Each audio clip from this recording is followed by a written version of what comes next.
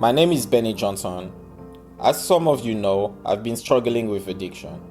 However, I decided to change my life and went into recovery.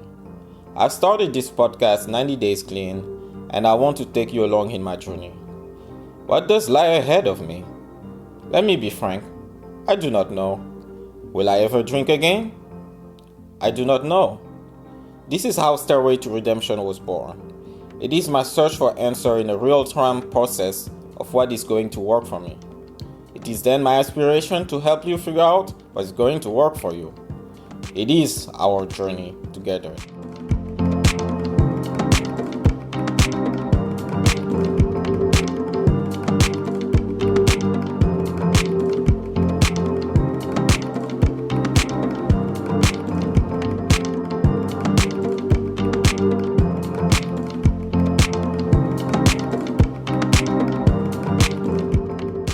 Welcome to Stairway to Redemption, a podcast about recovery and addiction.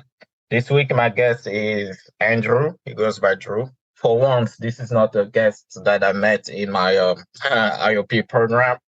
Andrew and I met in Philly at a bar that has a competitive, let's say, pool scene. They play like APA, professional level, national level. And I remember one night I offered to get him a drink, and he told me that he was in recovery. And I shared with him that I went to rehab once, and we had the same vice that got us to the rehab, cocaine. And he told me like, "Hey, so you can drink, right?" and stuff. I was like, "Yeah, I'm trying." And he told me that he couldn't. So little did I know I couldn't either. I was just lying to myself at the time, or I didn't realize that, alcohol and drugs were like a one-two punch combo to me. Like alcohol uh, get me dizzy and the drugs just knocked me out. So that was the reality I had to face at the time. But without you, I give you Andrew. Andrew, why don't you introduce yourself? First correction I made to that intro is that I'm not a professional pool player. I'm an amateur pool player, but I do love to play pool. But yeah, I've been sober since May 28th, 2018, 4.5 years, and I am, yeah, everything else you said sounded pretty good to me. I spend an unusual amount of time in bars for a sober person, considering I work in one and that I play a lot of pool. So I am around, spend a lot of time and a lot around alcohol and pouring alcohol and having alcohol in my hand and all that good stuff. But it works for me. I still don't drink. I still don't want to drink. So yeah. All right.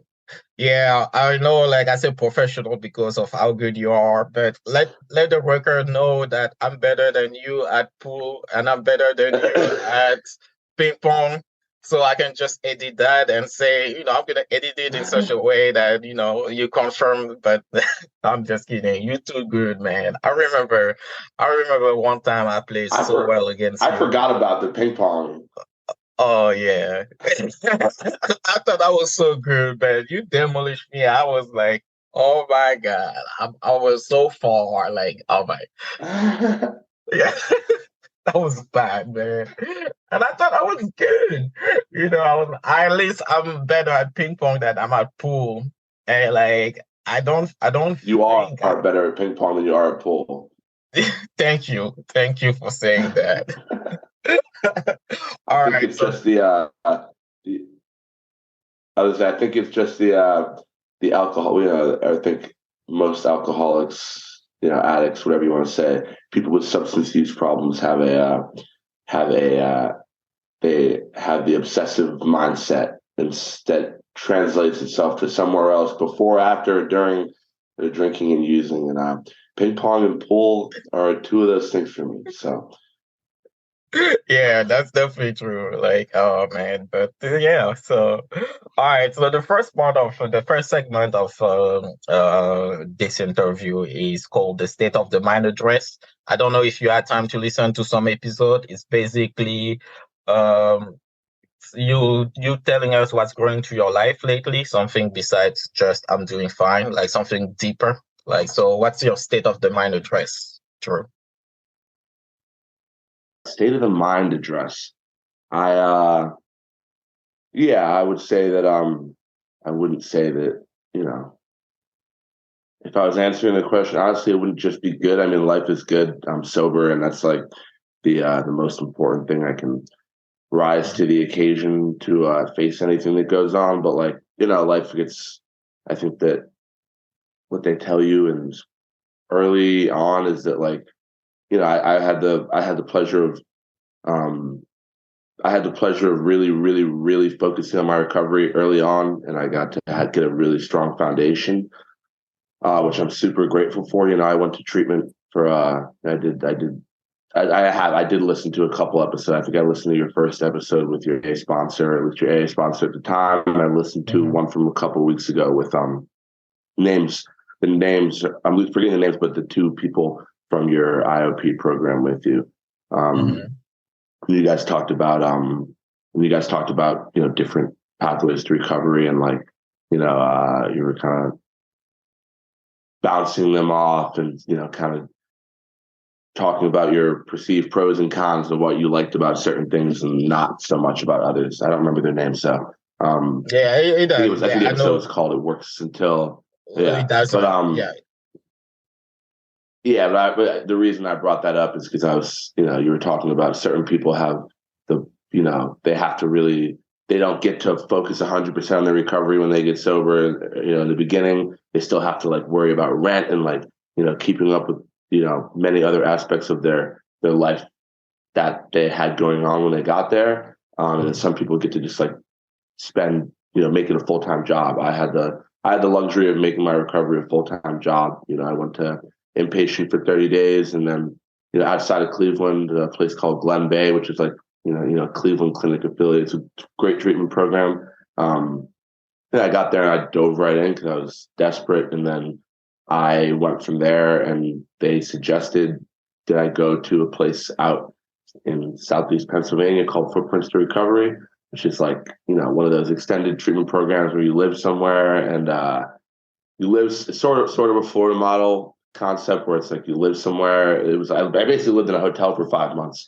Um, but then they, bust us over, drove us over to and from like IOP and PHP, that whole thing.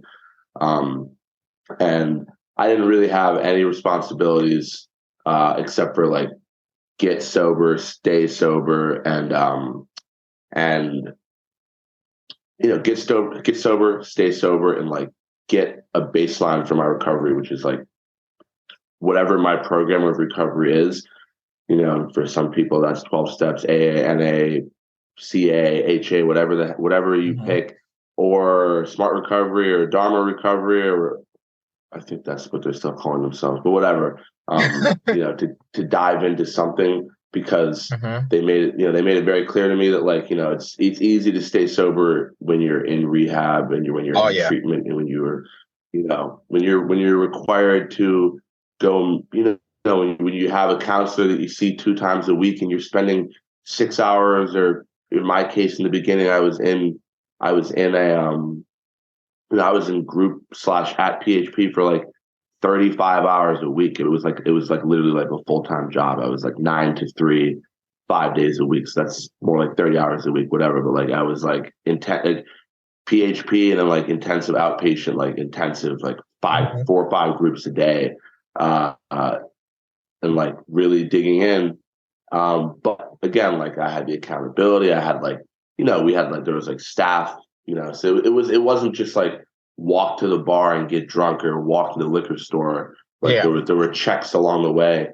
And that slowly stepped down, and I got some more freedom in the sense of like, eventually when I was living there, I went and got a job, and and just had some more freedom and like, got my phone back, things like that. And then I went from there to more traditional sober housing, like an Oxford style recovery house. I lived in some sort of sober housing up until I was, well over a year sober, between managing sober houses and, but still living in them probably till I was about 15 months sober. But they told me, it seems like you have everything here, and like, you can leave here with all the tools, but if you leave here not having done the work and leave this like controlled environment, not having done the work or gotten a good start on the work, the statistics show that like you're doomed to fail. I had great insurance at the time, so I got to stay there for a lot longer than many people did. So I saw a lot of people not follow that advice and come back and, rotate through the system. There were people in the 5 months that I lived in that second place, the Footprints to Recovery, like the PHP housing setup. There were some people that like were in and out three, 4 times in the 5 months that I was there, because they were just like, catching a break and, charging back up to go back out. But some of them really thinking that they were equipped to go back out and like live a sober life, and like, let the record show that they obviously weren't. And a lot of those people are not sober today, or have been in the 4 years since I left that place, have been in and out 10, 20, 30 more times. And a lot of them are dead. A lot of them are dead. It's, so I took that to heart, because I really, I wasn't just here for a recharge. I was like, I needed a new way of life. And, so I did, I'm a 12-step guy. I worked some steps.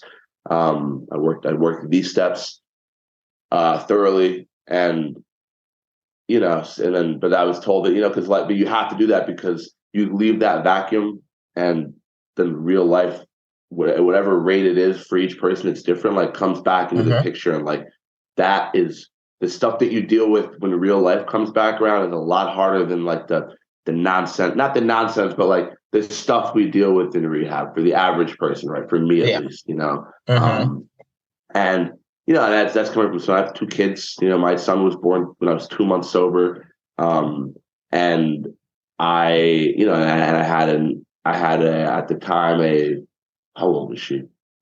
4-year-old daughter who I had, a strained relationship with just due to my own situation. And I was trying to get those things back and participate and like be a father, strained family relationships. And like all those things started to come back in the picture, and I had to deal with them and face them as a sober man. And that's still happening today, like for example, today I'm like in the middle of a custody battle for my I saw that. Daughter. Yeah, you had a GoFundMe online, and I'm gonna circle back to that. Like, I mean, just stuff like that, like really big, heavy life stuff. That's like, it's not just like it happens and it shows up. I need to, I can't even think of the dates anymore. It's just like so ongoing, but like I'm only a few months into that, and like the next process of that, the next step in the process for that, which is only really step 2 of like 4, but like including like the last one being like a trial for custody, which is like when anything will be resolved. The next one isn't until June, right? So it's like I'm looking at like probably like a 1.5 year long process before anything gets resolved with that. And like I need to stay sober for that. While that being incredibly stressful, like life-wise, financially, it's just stuff like that, I've had to become responsible for my own finances, things like that. And it's like, so how am I today? Like, I'm fine, I'm free. That's it, right? It's like there's some people who say that like everything is like perfect since I got sober. Right? That's fucking bullshit. Like my life is like no, like, but like there's no people who say I'm like they're living a life beyond their wildest dreams. Like I'm living a life beyond my wildest dreams because I have the ability to show up for those things today and like to face them with like a clear mind, with some perspective, and like set priorities and like, you know, which I wasn't able to do before. You know, like if I was in this situation 5 years ago, it would already be over. You know, Yeah. it would have been over before it started. And like, and I'd be drunk. Like Yeah, like if this had presented itself, instead of like rising to the occasion, I would have like buried myself in a hole of like fucking yeah, white powder and like whatever liquor I could get my hands on. yeah, And that's because just the when reality. yeah, because when you see like adversity like that, like especially with like a child custody case, you see like, oh wow, those things are going so slowly that the next step is in June. It's adversity that like comes towards you and you need to deal with it. And if you have the bad habits of like, the old coping mechanism, like you said, it's white powder, alcohol, drugs, whatever, and that's what you usually use. But like the fact that you are holding right now so strong made me wonder, like, what's your story? Was this your like first time or recovery? Like, can you tell us more about like how did you fall into addiction and why this time is the good one? Like how many times, what was your I don't want to use the word resume, but your trajectory into from addiction to recovery? Yeah. Sure. So this was my first time getting sober, like getting, I've been to rehab one time, been to multiple because I went I went from inpatient to this, but like this is my first actual attempt at recovery. And that was, when I went to Glen Bay, that was my first time checking into rehab.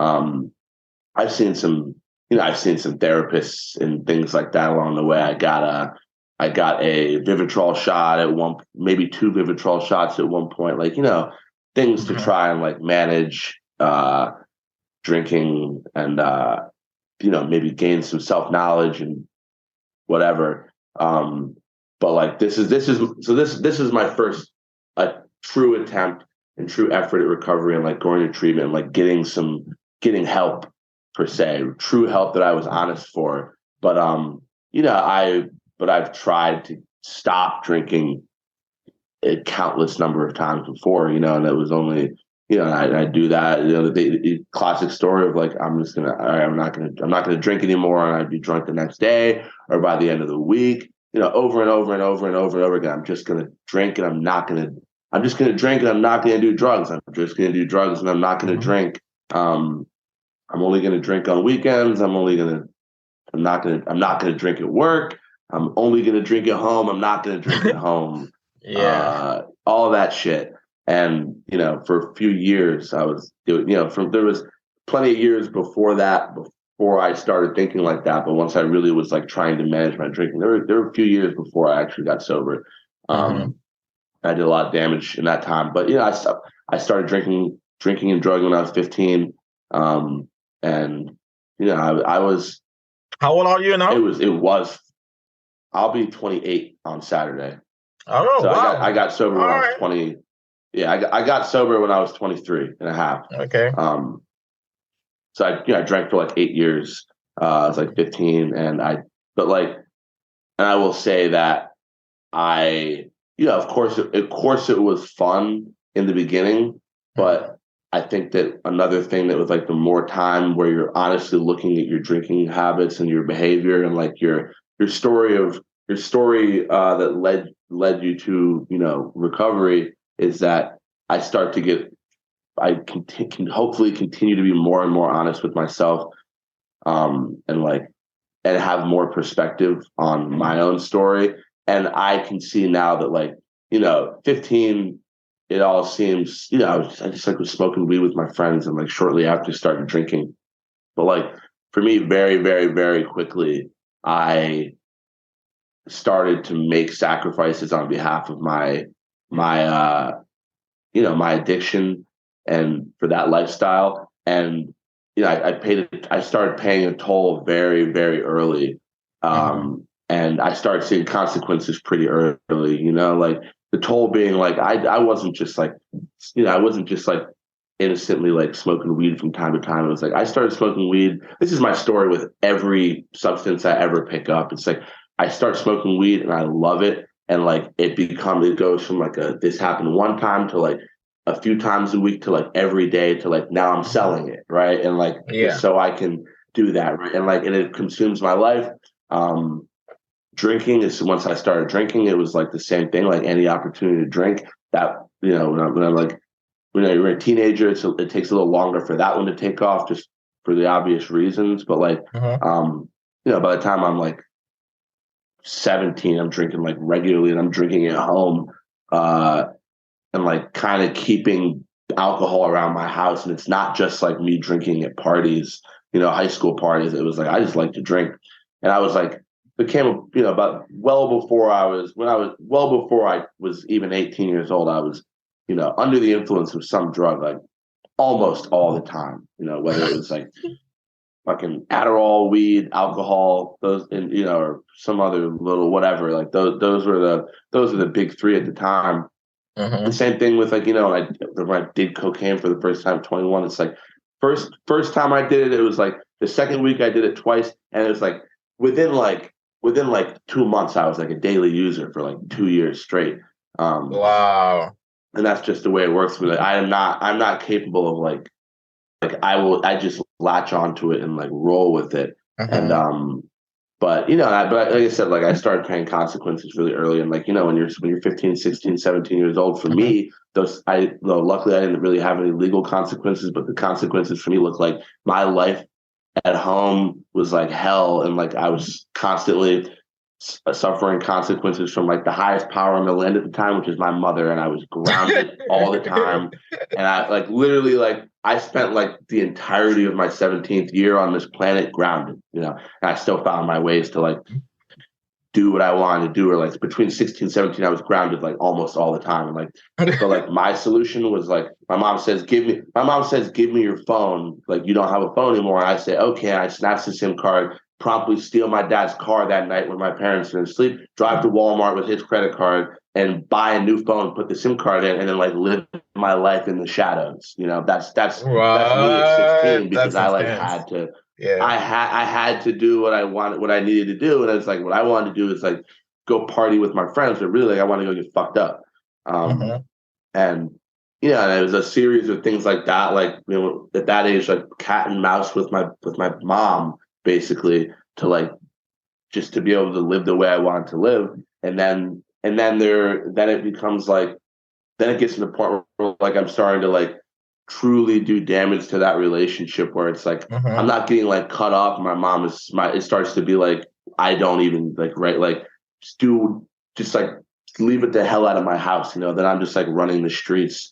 And like, you know, kind of like, I stopped I'm not gonna say I like dropped out of school, but I kind of did, but like I haven't been in school since I was right at the edge of 16, 17. So it's like I was a minor, but like I basically at 16, 17 for much of that time, I like most of the time, like that lifestyle was like already like basically a full-time job at that point, some capacity. And like, and my mom's still trying to reel me back in, but like, you know, just I, I jump into things full steam, and like Yeah. I Like was like when people say, I very, very, very quickly. yeah. Go So ahead. when Sorry, people I'm so when rambling. people say, no, fine, no man, this is your interview, you're doing great. Like when people say like that weed and some drugs are getaway drugs, they think about you basically. Like you took like the first thing that you did and you took it as a ramp to try anything else, and that was basically you are not doing things in moderation. Like you went full steam like you said. And it's funny how like you made a 180 now. Like now you're able to like hang out at bars, you know um and like play pool, you work at a bar, you're a bartender. You went to Vegas, like with your team, your APA pool team, like which Vegas is literally Sin City. And I was wondering, what's your support network look like? Like, how can you like center yourself and not be how you told like tempted and disturbed by all like those temptation and vices around you? How what's your thought process? You prepare yourself mentally before going to work or going to like an event that's alcohol and drug infused? The honest answer is that it really doesn't take much preparation, right? Ah, Uh, surprising. Yeah. yeah. So honestly, like what I mean by that is like I have done a lot of preparation, which is like I have been sober for a while, but that alone, the time doesn't it's not what dictates my ability to like walk freely through those situations. It's Mm-hmm. like the work that I've put in that time. Um, I, like I said, like I didn't go to treatment to, I went to treatment. I surrendered myself to whatever was in front of me and whatever suggestions were in front of me.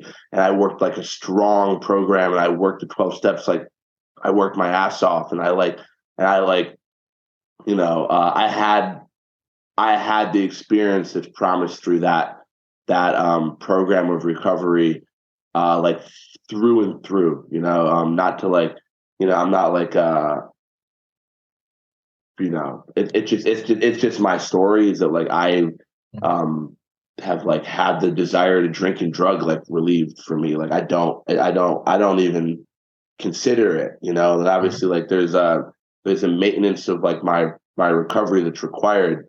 And that has changed and looks different at different times. But like, Mm-hmm. for me, it's like, staying in touch with sober people and like my sobriety, and making sure that's at the forefront of my life, like at all times, which it is, it might not always look like that, but like my sobriety, I'll hit always since I got sober, like my sobriety comes first. Um, and, you know, staying connected on some level with people, like with other sober people. Like my best friends in this world are sober people. I don't. I'm not like as plugged in as I have been in the past, but like I Mm-hmm. have like my like when things are happening in my life, like other sober people who have a similar perspective on life that I do. Um, in similar guiding principles. They're aware of them, which is like incredibly important. And I keep myself available for them, Mm-hmm. and I try to stand in service in some way. Right? It's changed. Like I used to chair a lot of meetings. I used to speak at a lot of meetings. I used to go to a lot of meetings. And like make sure I always raised my hand and said something. I'm a little bit I'm not done with that. I've just been doing a little bit something different right now, I'm going to get I'm not done with meetings. I've just been going to two of them lately, honestly, and that's not a recommendation. It's just where Yeah. I'm at, but that's Mm-hmm. someone who has had again Mm-hmm. who has done the work. And my service today looks like like what I consider to be my service is like there's a lot of people that like service for them and like carrying the message to them is going going to meetings and like raising their hand and sponsoring other men and women in the program, which is like incredibly important. And I have done that. I've sponsored other men, and I have shared hundreds and hundreds of times in meetings and like, Mm-hmm. you know, given guys rides to meetings and Mm-hmm. been the taxi for meetings, been, not the taxi, like the bus, filled my car up with dudes for meetings With and driven them people all to over the do me, place. yeah, But yeah. yeah, I've done that. And but now it's like that's not the only way to carry the message. And I found that like for Mm-hmm. me, with the way I live my life is like I everyone knows that I'm sober, right? Whether it's Mm-hmm. like the people like you who I met at the bar. I'm like, you know how I am at the green room. I'm the token sober guy, and like in at that bar, and like in every other bar that I go play pool at, which is a lot of bars in the city. Yeah. And I am the token sober guy, like in the Philadelphia pool community, right? Like everybody knows Andrew's sober, he doesn't drink. I'm the token sober guy at work, which is like I work in one of the busiest bars in one of the largest cities in the country. I know bars. Yeah, that bar is huge. Yeah. Yeah, I work in a really, really busy bar, and I do like, and I handle like, I mean, on a Saturday night, I open 10 bottles of Tito and pour through them. That's one thing, right? Like I handle a lot of alcohol, and like I am in a drinking fueled environment. But like all my coworkers know I'm sober. If I came in on my day off at work and told them I wanted to drink, every single one of my coworkers would tell me to fuck off, right? Like, so like they don't want to be part of it. Tell me that. Yeah, but not that I need them that, but like it's the fact that like I wear my sobriety on my sleeve. Even my bar guests, all my regulars know that I don't drink. Meanwhile, I serve them because they have their right. They're adults. They have free will. They can drink if they want. But and most of them aren't alcoholic like me. But like everyone knows I'm sober. I wear it on my sleeve. But with that, I had, and that's also in some sense like, and I try to conduct myself in a respectful manner and like be the walking, example of recovery that is required, is supposed to be required of us in a 12-step program. I try to practice these principles in all my affairs and carry this message to the alcoholic that still suffers. And that's my job. And with that, I try to embody that in my day-to-day life. And with that, like I try to be a decent dude. And then also let people know I'm sober. And then people see me in these situations that seem peculiar. And I get asked a lot about like, like, how do I do it? How did I do it? I'm like it's funny. Like I always say like this is like a joke, but it's also true, right? Like I am out a lot. And like I'm out a lot. I spend a lot of time in bars. I spend a lot of time around people who are drinking and maybe who whatever. And like I always say that like the price that I paid to be able to do that is that like I have to deal with drunk people coming up to me and apologizing to me for their drinking when I didn't even fucking say anything about it, right? And that happens to me on a all the basis. Fucking time, and like. And it's like, and the difference between like me staying sober in those situations or not is like treating those annoying situations. You've done it, Benny. Like that's how we fucking met. Yeah, I know. It's not annoying, but like it's like it would be annoying if it wasn't directly tied in with like the like a chosen like way of life that I'm going to live. Is that like I'm going to be there to the best of my ability to like the person who thinks they might need help. And if someone is coming up to me and apologizing for the drinking when I didn't ask them to, I have to treat every single one of those like some sort of cry for help and answer whatever they want to know, or like just like talk to them. And like as a result of that is that like I have like not taking credit for it at all, right? Like I don't have that much power in this world, but like there's a number of people who I know in my life, whether I'm super close with them or like maybe it's just like a couple conversations, we were acquaintances in those sort of situations, who have like come as far as like questioning the amount of substances that they consume, and just like maybe beginning to look at their own habits, or going as far as to like giving attempts at sobriety, and some of them failing, and like some of them are maintaining longer term sobriety. There's a couple dudes that like I have interacted with that like that I've interacted with that one, a really good friend of mine is like, so I had 90 days sober yesterday, and another one is like I think he's close to a year. Like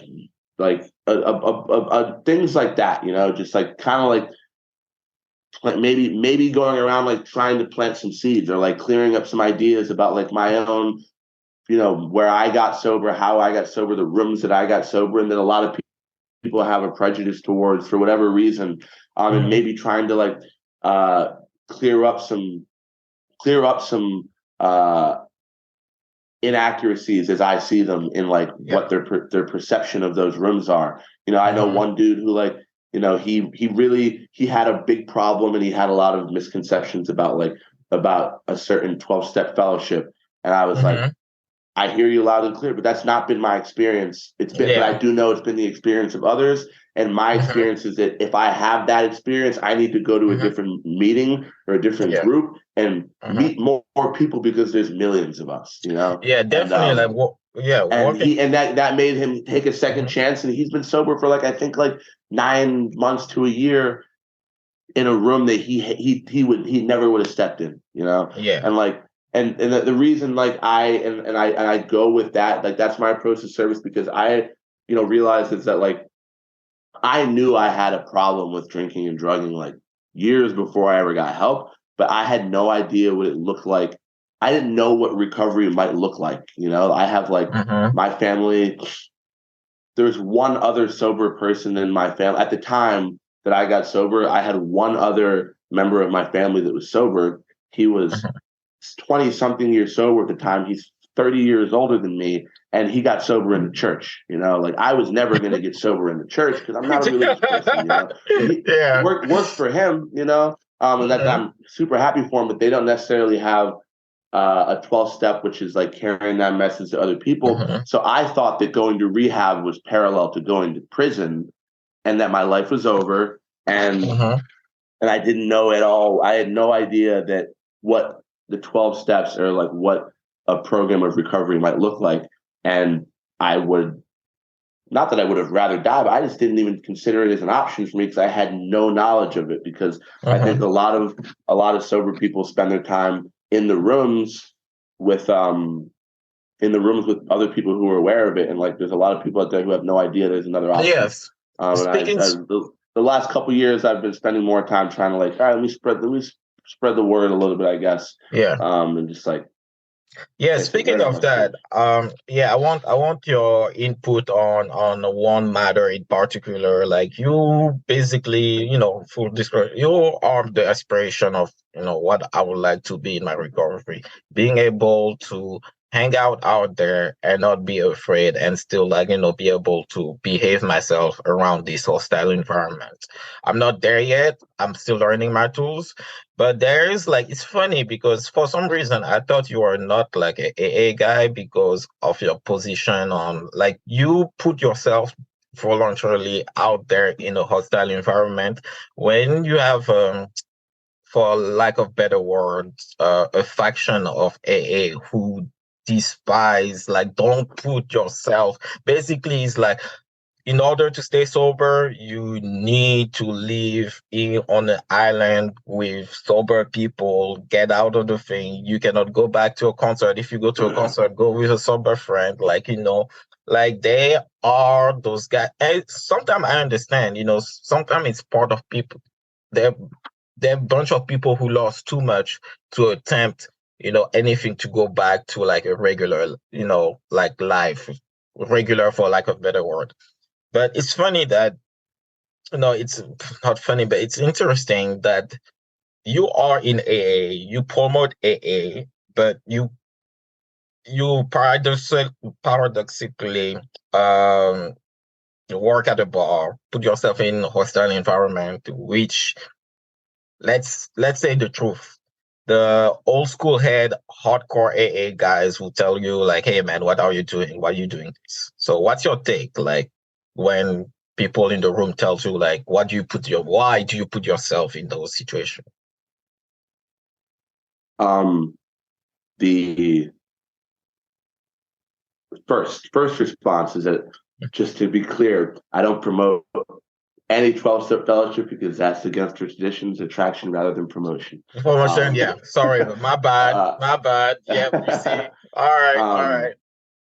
But right, the difference is that I like to think that and not that there's I'm not even gonna say that there's not there's a right way and a wrong way, but there's a by the book way and there's there's AA, there's the 12 steps, and there's the program of recovery. There's a fundamental lack of understanding about like what a 12-step fellowship and what a 12-step program is, and the fact that they're two completely separate things, right? Mm-hmm. I heard this in the last episode that I listened to, which was the one with the two members of your IOP group, and they're talking about an AA program and things like that, and like working the program and going to, in like which they perceive as like going to meetings, right? And it's like it's not true. And it's like I had the pleasure of like when I got sober, I was linked up in an area with like really strong, with really strong meetings, really strong figures in recovery who got sober and carry the message in what I perceive to be not the right way, but the accurate way, right? Like the way that AA and 12-step programs are supposed to be done.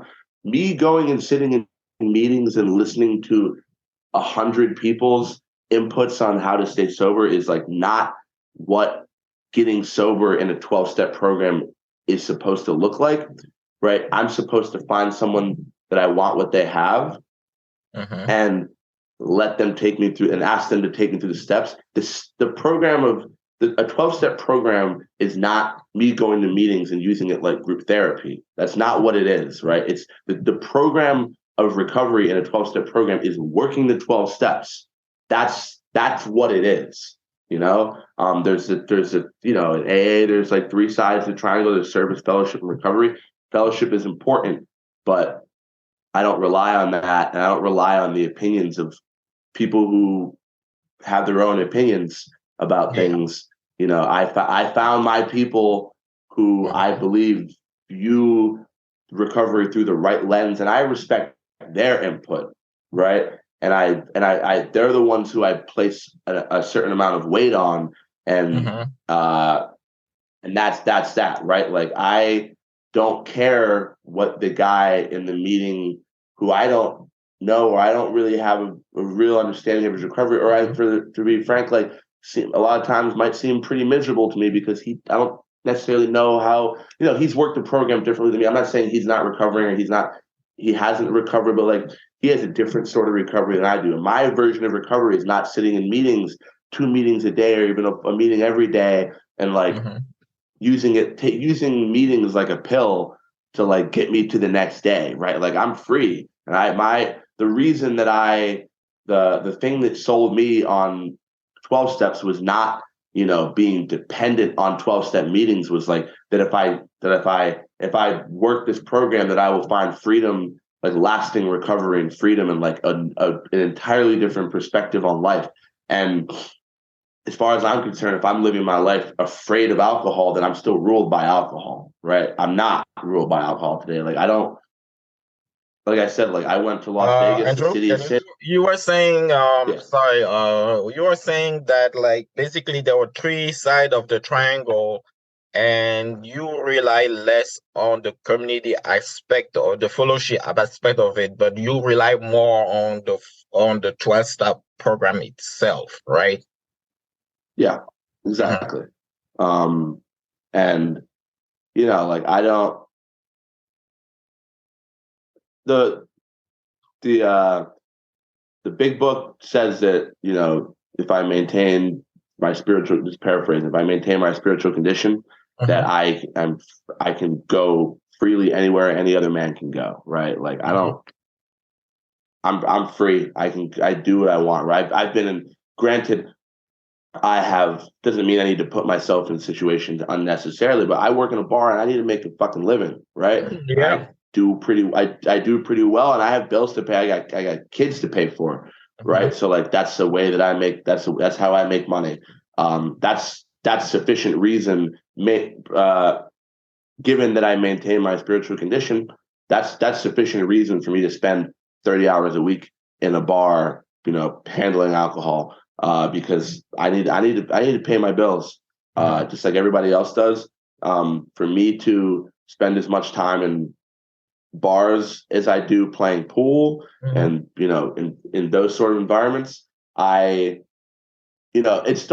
reason for that started off being that like I love to play pool. And then I decided, I was like, that's not necessarily quite good enough for me. And that's when I made that sort of conscious decision to make sure that I wear my sobriety on my sleeve to the level that I do. Because I was like, if I'm going to be here, spend as much time in these environments as I do, I'm going to Let make people sure know. that I am, that I let people know that I'm making myself available to anyone that I encounter, to be carrying, the message as I understand it. Mhm. And and I don't I don't worry about those situations. I went Yeah, to so Las sorry Vegas to for six interrupt. Is days that and sorry to whatever. interrupt. Yeah, letting others know and wearing it on your sleeve, is that also a way to let others and your friends hold you accountable?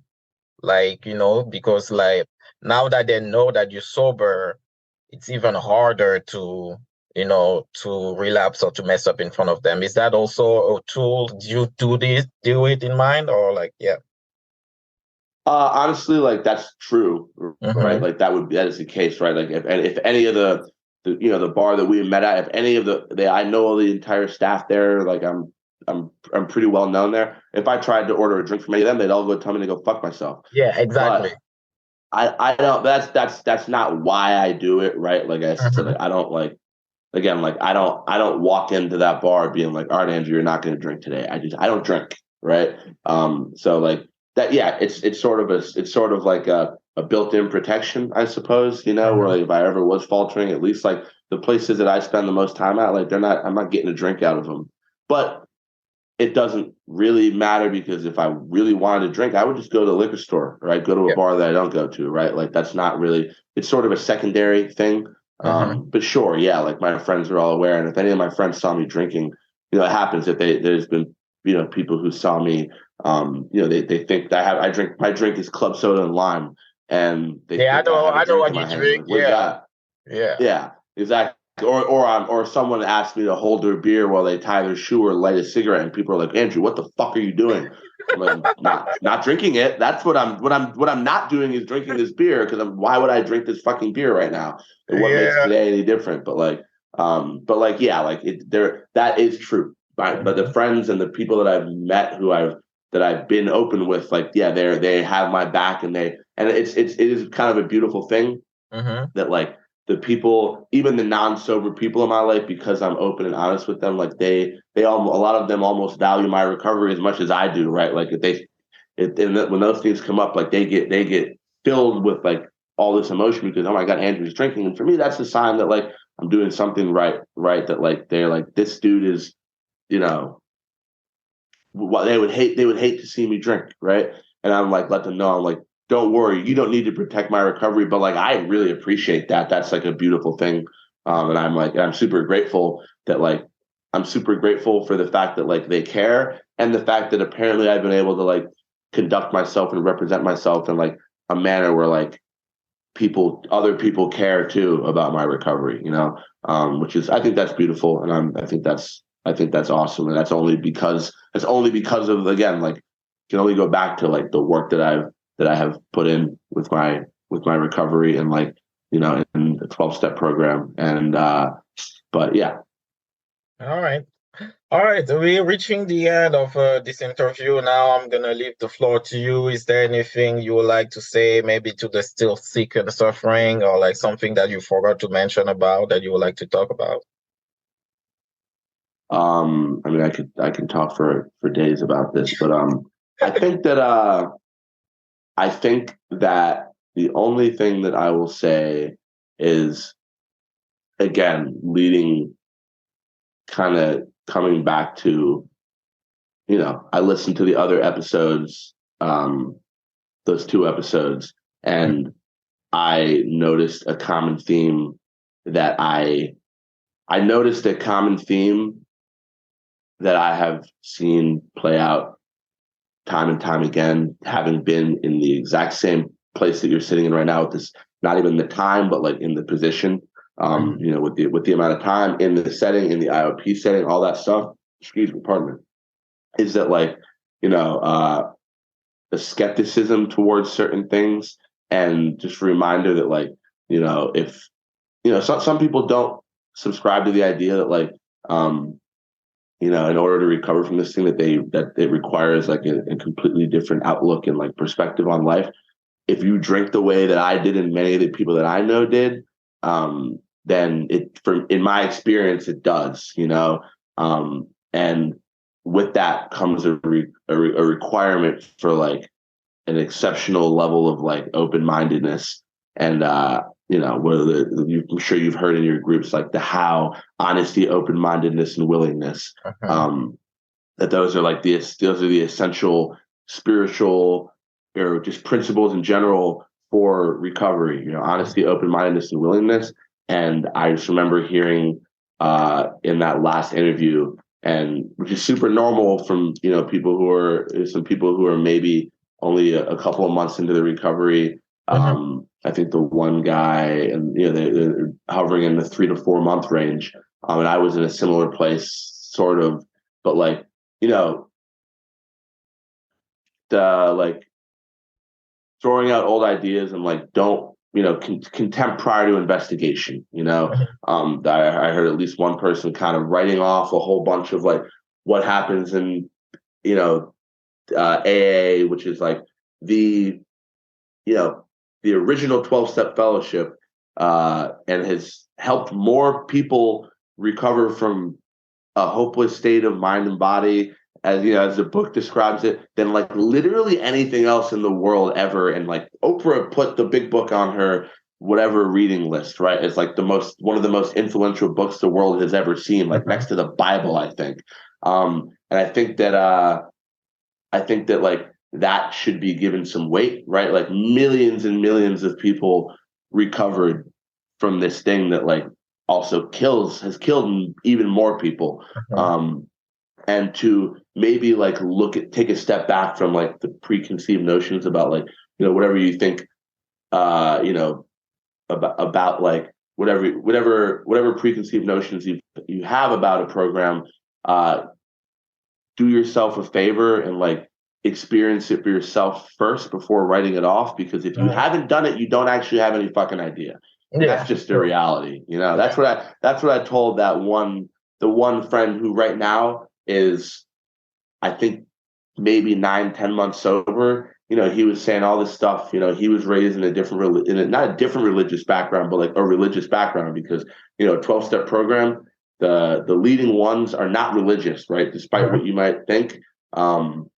They're not religious, they're spiritual. There's a lot of terms in there that might lead you to believe, and they might have like, they're written in a time where that might make them sound religious, but it's like, it's not religious, right? And if you read the chapter titled "We Agnostics," it explains that for you. It's an entire disclaimer on how these programs work, about you get to decide this thing for yourself, and you really do, right? Because everything's a suggestion.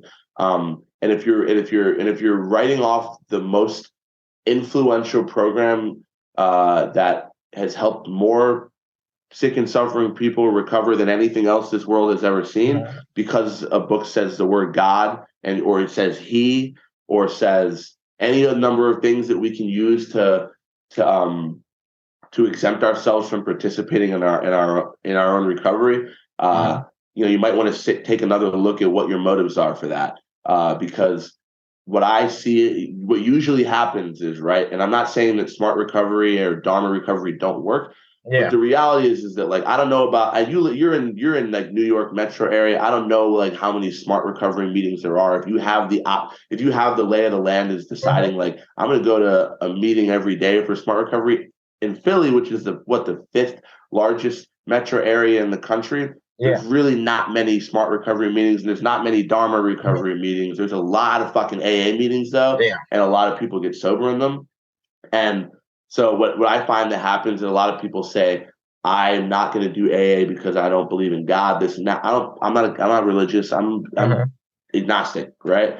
I've made my own conception of a higher power. But with that, I find that a lot of people say that I find a lot of people write that off and they say, I'm going to do something else. And they don't do anything else, then they drink, and then a lot of those people die.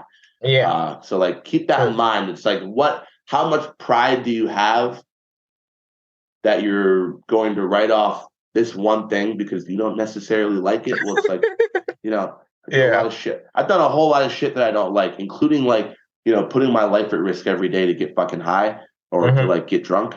And I did that for a couple of years after I wanted to be doing it, because I didn't think I didn't have another option. I would tell the newly sober, like the still sick and suffering persons, like, give it a shot, and like, but also like, read the book and like understand the book, and like, if you no, that's what happened. It's what happens though, right? Is that, and this is the distinction between the fellowship and the program. Yeah, but like really though, like it sounds like a joke, but like what a lot of people do is they go to the meetings and they listen and they hear all these people who, a lot of them have never read the fucking book, but they're regurgitating slogans and cliches that they've heard in meetings that are not in the book, right? And they're spreading a lot of misinformation, false information about how someone stays sober in a 12-step fellowship, which is all made up. And that's like the human element. Like humans are fucking destructive, dude. Like it's the same humans that who stole from their kids' piggy bank. I did that, right? Those same humans who did that, and like then they're in there, and you're getting, it's like you need to be a little more selective about, people need to be a little more selective about who they're taking information and suggestions from about like how they're going to save their own life, right? And if that's what it was for me, like it was, I was trying to save my life because I was going to fucking die. So like, if there's anything I will say to the next sick and suffering, it's like, actually, like there's in the back of the big book, there's the appendix on the spiritual experience. There's some people who are like lucky enough to have the white light experience where they like their whole world is upended and they have this like God moment, this white light moment where they understand over in a second, right? Not me. I've had some like large moments of like, where like I had in one moment, like a lot of old ideas were thrown out and understanding, but like for the most part, my experience as a result of the 12 steps was of the educational variety. And that means that I fucking educated myself, right? When I was 2, 3, 4, 5, 6, 7 months sober, I went to a big book study twice a week where I sat in a room with a bunch of other men and women who were trying to understand this thing, which is the solution to our problem. And we read the fucking book and we went through it paragraph by paragraph, and we stopped at the end of each paragraph and we talked about it. And somebody who understood the shit was there to answer my fucking questions. And I understand as a result of that. I'm not just like, if all I do is go to meetings and listen to 50 people say what they think about the book, because that's our right, is to raise our hand in a meeting. But like, it doesn't mean that everything you hear is useful information, right? Like, go find the useful information. Go find the go find the people who have had experiences as are outlined in the book. It's all right there. First 164 fucking pages explain how this thing works. And I guarantee you, if you actually read them, you will understand that a lot of what you hear in the meetings is bullshit. But that doesn't mean the meetings are not important. Go read the book, and then you can be the person who's sharing helpful information, right? You can be a part of the solution that has saved millions of people. I like that. That's all I have to say. But don't condemn the program, because if you condemn the program, you very well may be like condemning your own life, and like, give yourself a chance. But also the last thing I will say is that like, if you do that, or if you don't do that and you decide that it's not for you, the book also says that like that, the AA, which is like, the basis for a lot of like what of other recovery programs these days, it says it clear as day that like that AA does not have a monopoly on recovery from alcoholism, right? You don't have to use AA to get sober, but do something, because if all you're doing is going to IOP, soon one day you're going to get discharged because I don't know about you, but my fucking insurance was done, Yeah. and it wasn't paying for anymore. And my parents and I wasn't paying out of pocket. My parents sure as fuck weren't paying out of pocket, Yeah. and for that shit, my insurance paid a shitload for me to get sober, and but like if all I had done was go there, I don't know how long I would have lasted, but I wouldn't have had what I needed to continue to be as sober as long as I am today, and to have the perspective on the world that I have today. So like, you know, All right. something that you, yeah, that's it. Yeah, man, that last part was That's what I got. fascinating. I love it. I love it. All right, guys. So, that was Andrew. Thanks, Andrew, for being the guest on the Stairway to Redemption. And I will see you guys for the conclusion. All right, guys, that's it. Big thank you to Drew for being my guest in this episode. I really loved the end of the interview when he emphasized the importance of reading the book in the 12-step program.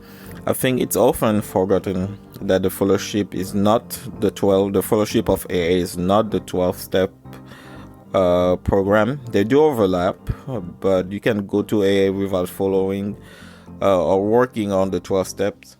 People shy away from the room mostly because of the fellowship, unfortunately they come in contact of communities sometimes that don't understand them, that they don't connect with, and they just strike out the whole A movement, the whole including the 12 steps. But like Drew said, you can read the damn book, like he said. If you want to give a fair chance, please read the 12 steps. I think that's what I would recommend. And thanks guys for listening. As usual, subscribe to our social media at Stairway to Redemption, and give us a rating on Spotify, Apple Podcasts. Thank you. All right, see you next week.